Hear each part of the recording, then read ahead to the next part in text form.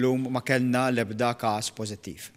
Din hija aħbar tajba ħafna, aħbar li tkompli titjib meta magħha naraw ukoll li mill-bieraħ sal-lum kellna 33 każ ieħor illi fiequ.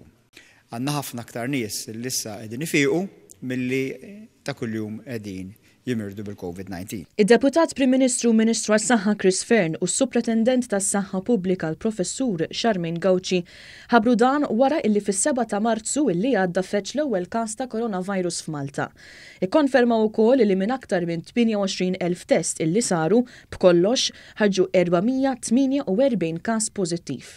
Issa in-numru ta' każijiet attivi ta' COVID-19 f'Malta jott il-162.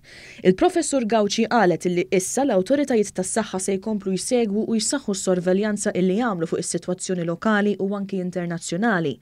F'ħarsa li tat lejn il-mod kif infirxet din il-marda f'Malta, il-Professur Gauci qalet li l-maġġoranza tal-pazjenti huma residenti fiż-żoni tal-portijiet tal-pajjiż u kellhom bejn l-20 u l-34 sena. Però din hija sitwazzjoni li aħna rridu nkomplu nsegwuha, anzi rridu nkomplu nsaħħu s-sorveljanza tagħna għaliex aħna rridu nkunu żgur li jekk hemm każijiet hemm barra aħna dejjem naqbduhom kemm minħabba l-monitoraġġ imma anka biex il-każijiet li jkollna nkun nistgħu niżolawhom nagħmlu contact tracing u anke l-kwarantina.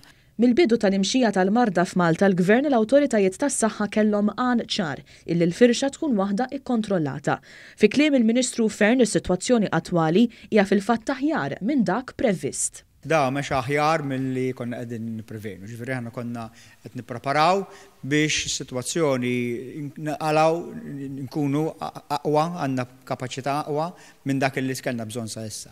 Jiena mill-bidunet dejjem għamilt l-appell għajnuna l-koll biex ma jkollniex għalfejn nużaw dawn il-preparamenti kollha li għamilna.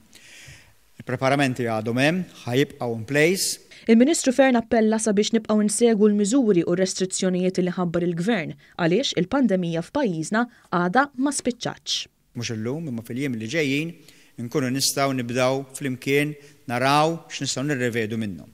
Ħajkun hemm miżuri li rridu nirrevedu biex nerġgħu nżidu numru ta' servizzi tas-saħħa li aħna naqqasna biex nikkonċentraw fuq il-COVID-19. Ħajkun hemm miżuri li aħna rridu nemendaw u nbidlu biex nerġgħu niftħu l-ħajja soċjali tal-Lawċin u tal-Maltin. U ħajkun hemm miżuri li aħna rridu nibdlu u naqsu biex nerġgħu nagħtu spinta l-ekonomija tal-pajjiż.